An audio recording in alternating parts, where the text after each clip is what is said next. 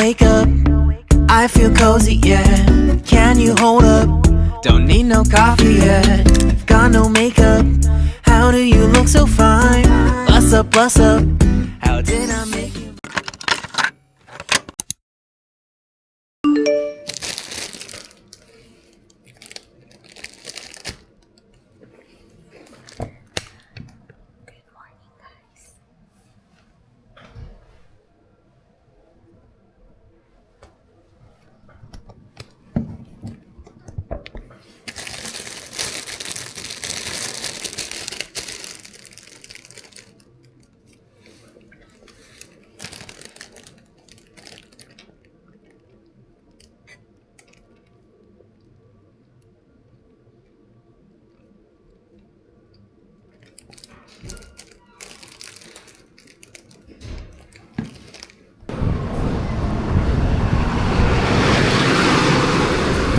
Good morning, everyone. Currently here at Suzuki-cho sa may Yokohama. And it was like an hour journey sa train. Dito muna tayo. We will be going to Superbook Off, one of the Superbook Offs here in Yokohama. They have a lot. But yung pinili ko yung pinakamalapit. It took me an hour, more than an hour sa train. 3 transfers. Later on, I will explain. But first, let's go to the Superbook Off here in Yokohama. So usually, sanay tayo na makakita ng maraming tao. And maybe mas masikip na streets, lalo na sa Tokyo. Pero dito sa Yokohama, as you can see, very residential yung vibes. And malawak yung road. Madaming nakasasakyan. Ano ba yan? Pero yan. So, next kanto niyan is book off na. Medyo malakas yung hangin. I'll do a weather update. Oh my god. Late. I'm here at Superbook Off. One of the Superbook Offs here in Yokohama already. And they have a lot of gacha. They also have lots of gacha on here. And yung mga ibang gusto ko nito. And I feel like mahirap siyang hanapin sa Tokyo kasi sikat siya. So, that's okay. If may gusto kayong gacha and you feel like sikat siya, mahirap siyang hanapin minsan sa Tokyo kasi ubusan. So, kung may side trip kayo, and if nakita nyo, spin na kayo. Hi guys! Currently, we are here at Shichiragahama sa may Kamakura. So, we're going to do an NCT Wish pilgrimage. Basically, yung pupuntahan ko, mga pinuntahan ng NCT Wish. And this is the first stop. Wait, nalilito ako sa daan. Ay, dito pala. Yeah, so this is the first stop. Mahangin kasi malapit siya sa dagat. And it's so nice here, guys, kasi usually, di ba, pag pumupunta tayo ng Japan, it's always the city side or even meron naman mga suburban vibes na mga napupuntahan. Pero this one kasi, it's literally seaside. Later on, pupuntahan ko yung seaside. Pero unahin ko muna to. Before I will leave this station, daan muna ako dito. So, yun. Marami din mga sasakyan. And maraming tao. Yes, super daming tao. So, yeah. Balikan ko kayo. And also, kwentuhan ko pala kayo. Super dami na nangyari since the last time na nag-video ako kaninang morning. Like, after ko sa may... Kalimutan ko yung place. Basta yung first. Pumunta ako ng Ofuna kasi... Yun nga, medyo disappointing or medyo underwhelming yung book off na una nang puntahan ko. So, I look for another one. And Ofuna kasi yung first talaga na plano ko. Pero malayo kasi siya. Pero I had no choice earlier. So, pumunta na lang ako ng Ofuna. And then, since malapit na ako sa Kamakura, pinush ko na lang. Kasi sabi ko, hindi ko sana itutuloy. Pero look at the view. Diba? Super duper nice. Like, gets ko bakit nagiging tourist spot yung Kamakura. Bakit maraming tao dito. Gets na gets ko na siya. Kasi ang ganda talaga. Pero ang taas ng tirik ng araw. But let's endure it. Pero ang maganda kasi, malamig naman yung hangin. So, no problem with that. Medyo nakakalito yung daan. Kasi hindi ko din alam ba't ako nalilito, pero ganun. Malapit na tayo sa first spot ng NCT Wish pilgrimage natin. So yun, dito. Paakyat siya dito. So this side, pagbaba nyo ng Shichiragahama Station, punta kayo sa may paharapan. Huwag kayo dun sa seaside mismo. May road yan before the seaside itself. And then, just straight left. Medyo mahabang lakaran konti. Then hanapin nyo yung building na yan. Yung medyo may angle. Medyo may angle, basta ganun. Look at the waves, guys. That's crazy. Ang ganda, guys. Super. Like, if kayo yung type ng traveler na you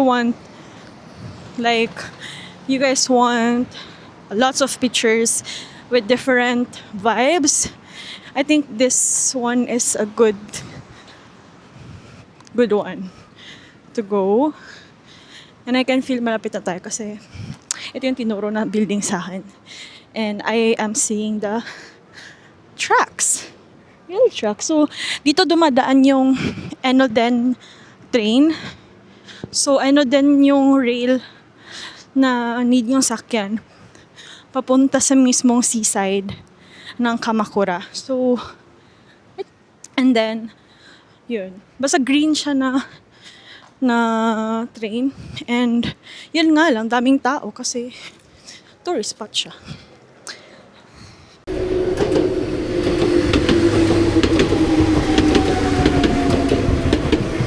So, that's the Enoden train. So, as you saw, ang daming tao talaga. And, daming tao. Tsaka, yan, ganyan lang yung railway niya.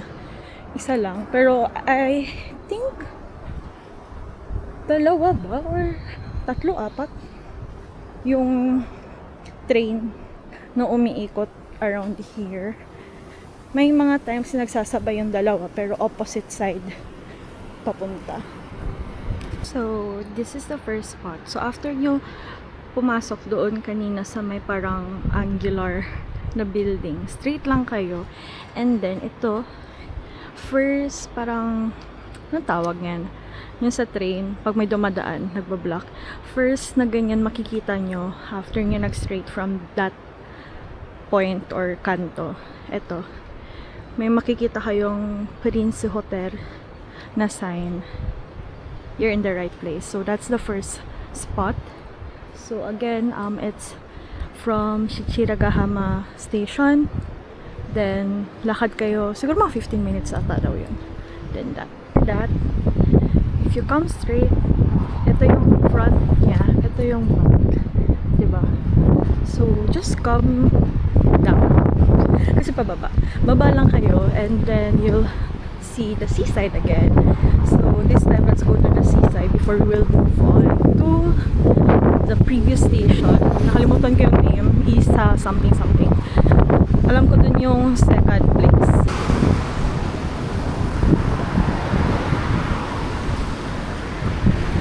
Super nice. Super duper. Doon makikita nyo yung city side. Diba? Super duper nice. Like, ang dami pong nadaanan ng mga may dalang mga camera, professional cameras, even mga action cameras. They're really taking pictures here and videos because it's really nice. And even as simple as ganitong kanto, pag harap mo dun, maganda pa rin yung yung view. And there are also a lot of streams. Stream ba tawag yan? River? Ba tawag nito? River ata kasi dagat to eh. Yeah. Ewan ko kung may nafi-fishing ba dyan. Usually pag ganyan clear waters, may mga wala ata. Konti lang tubig. So kanina, after natin doon sa parang railroad. So yun yung first stop natin for NCT Wish Pilgrimage. And after that, pag bumaba kayo papuntang seaside, yung sa pinakita ko, instead of turning right, kasi kung pa-right kayo, it's going back to the station. So, lalakad kayo ulit. Pero, ang next stop kasi nga was the station before nung binabaan natin. So, if pupunta kayo ng left, kung papunta kayo ng left, yun yung papunta siya sa previous station. So instead na sasakay kayo, instead another pamasahe, lakarin nyo na lang because yung picture spot na yun is already the center point nung dalawang station. So at least tipid na siya ng pamasahe. And I think it's the same or even mas mahaba ito yung lakarin if babalik kayo sa original station. This one, galing dun sa point na yun, it's around just 11-minute walk. And may nakikita ako dun. Kita niyo yung parang green, yung green na spot. May mga taong nagpipiknik and may nagpipicture din. So, super dami. So, as you can see, itong traffic light na yan, if nakikita nyo na yan, that's already the previous station before the Shichiragahama. So, this one is Inamuragasaki. So, let's turn left and andyan na yung second spot. Ayun, lumampas ako. Ito yung, hindi pala siya Isa something. It's Inamuragasaki Station. And lumampas ako. And hindi pala makadaan dito. Hanap tayo daanan.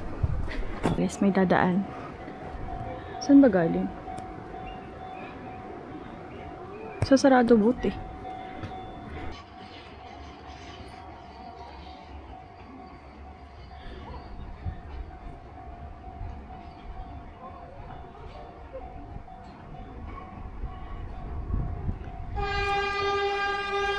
Nakaikot na ako. Ito yung tamang side. Andun ako kanina.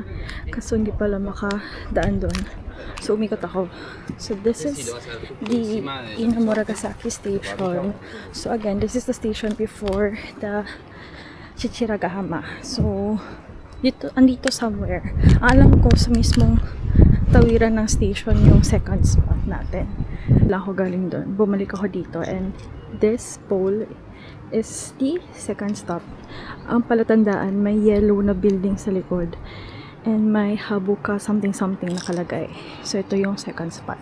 So hindi ko na na-explain kasi busy ako nag-picture kasi I didn't expect sa Inamuragasaki station 1, 2, 3 tatlong spots pa lang andito. So this one is the Inamuragasaki station. So kanina andun ako. Pag tumawid kayo dyan, kita niyo yung white na pole. Yun yung first station, or first spot rather. Then if dumiretso kayo dito, may makikita kayong vending machine.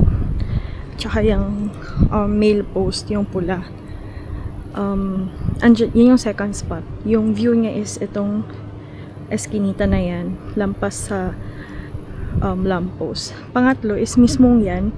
Kita niyo yung parang green na naka-cover siya sa station. Andyan yung third spot. So, maraming spot dito sa Inamuragasaki station. And, di ko na kaya hanapin yung pang-apat, yung puting wall. Hindi ako sure kung nasa Inamuragasaki station siya or nasaan man siya. Pero, based sa video na nakita ko, it's between the two station. Pero I think, leaning towards dito sa Inamuragasaki station. Pero actually, parang nakita ko. Wait lang, punta natin. So, I'm here in our last destination for this pilgrimage to the Misaki Donuts. It closes at 5 p.m. It's currently 4:30 and I'm trying to catch up. So, kanina, kaya hindi na ako nakapagpatuloy ng vlog. Kasi, I was around Inagarasaki Station and then, nung tatawid na ako or actually plano ko na umalis, there was a Chinese fan. She was trying to take a picture, naka-tripod din siya, and then hawak ni si Kuri yung doll ni Riku, and then parang nakita niya din yung mga ganap sa bag ko. So she was like, oh, parang she was so happy to see someone na NCT Wish fan din or Wish Zen. So like I went to her and like I said hi, and then like we exchanged words, and then like wait lang guys, baka mawala ako. Okay. And like we exchanged words. Tapos I told her yung mga spots na puntahan ko kasi kakasimula niya lang during that time. And then yun, parang may mga ibang spots din siya na alam, hindi ko alam. So I took a picture. Parang we took each other's picture na lang. Ganun. So, yun, naging masaya naman, but I got delayed for my plans, but it's fine. It's great to meet someone. Mutin ko, we're going to Misaki Donuts. It's a donut place na pinuntahan ng Wish. And to get there, I rode Enoten line from Inagarasaki. Tapos bumaba ako ng Wadazuka station. And yun. Hello, so I just got back to my hotel. And to be honest, today, medyo hindi siya super productive in terms sa mga expected kong gawin today. So, I expected na may madadala ako pauwi ng mga stuff na thrift or na ukay. Pero, sa dalawang super book off na napuntahan ko sa Yokohama, wala talaga. Like, wala akong nagustuhan. And, ewan ko kung naubusan na ako ng mga, or may pumakyaw ba before sa akin, or ano ba, or hindi pa sila nag-stock up. Pero hindi super as in, parang malayo siya sa expectation ko kasi I thought super book off siya. So, akala ko like malaki. I mean, malaki siya, pero like the stocks are there, ganon. Pero hindi masyado. So, weather lang talaga, basta mga ganon.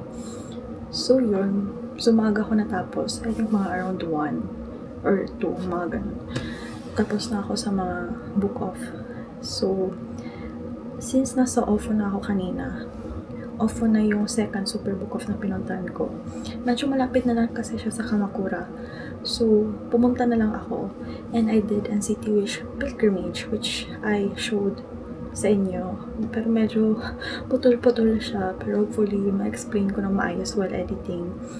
And yeah, so yun, may na-meet nga akong Chinese, si Julie, and we walked together around the area kasi may mga spots na alam niya na hindi ko alam. So yun, parang exchange of ideas or knowledge, ganun yung nangyari sa amin. And after that, tinry ko habulin yung birthday cup sleep event ni Chanlo sa Shinjuku sa may Cafe del Komhada. And 7 p.m. kasi siya magka-close. And nahabol ko siya around 6:30, dumating ako dun. So, close na siya. Parang, I think I was given a option to wait. I'm not sure. Pero parang binigyan ng option to wait. Pero pwede rin daw mag-take out. So, nag-take out na lang ako since ayaw ko naman mauna yung dessert before yung dinner ko kasi wala pang kainan. So, I opted for takeout. Nag-takeout ako nung hindi ko alam anong tawag, Chanlo soda. Basta soda na may cotton candy. Ganun. And together with that, I got this. So, ito yung pag CSE ng mga Koreans, Chinese, Japanese. They are goods. So, first, I ordered a drink. So, obviously, may cup sleeve siya. Pero ginamit. Ayan. Ito yung cup sleeve ni Chanlo. And then, yung drink is 980 yen or 980 yen. And, meron kasing parang table dun. Andun yung staff ng Chanlo bar ata yun. And since I bought one Lolo, yun pala yung name, Lolo soda, Lemilk latte, dolphin cake, and Lolo cake. So since I bought the soda, kaya isang lucky draw lang yung kinuha ko. Pero if you order the cakes, pwede dalawang lucky draw according to here. So I got one lucky draw, and ang nakuha ko is letter D. So, yung binigay sa akin is Chanlo sticker. Yan, so cute. Like, para siyang may holographic effect ganun. So, ito, sticker. And, yung mismong paper bag, may laman din siya. So, may sticker din. Chonla sticker. And then, may ganito, parang resibo. Hindi ko alam ano dapat to, pero ang ganda. Parang cute din ng paper. Parang feeling ko, parang resibo feels sana to. I think. And then, ay dalawa yung nabigay niya. And then, parang lalagyan ng photo card, yung L holder, Chonla. And then, may clip. So, yun siya. And then, before ko makalimutan, before ako umalis ng Kamakura, dumaan ako ng Misaki Donuts. So, Misaki Donuts yung pinuntahan din ng NCT Wish. Kumain sila doon. So, I ordered for take-out kasi wala na akong oras. Hindi ko pa siya nakain. Pero ang sabi naman dito, good for 2 days yung donuts nila. Ang na-order ko is parang lemon emerald. Kasi ayoko ng matamis during that time. So, lemon donut. Kakainin ko siya later. So, yun. Tapos, pumunta ako sa harap ng Cafe del Kumhada sa Shinjuku. Merong parang groceryhan. And, I think mga around 7, almost 7-ish or basta ganun, 7-ish na yung oras. So, nagsisale na yung ibang pagkain kaya pumunta ako doon. Pero yung nabili ko hindi rin sale. So, ang binili ko is yakisoba and 2 onigiri. And then, vitamin C drink. So, yun lang yung ganap for today.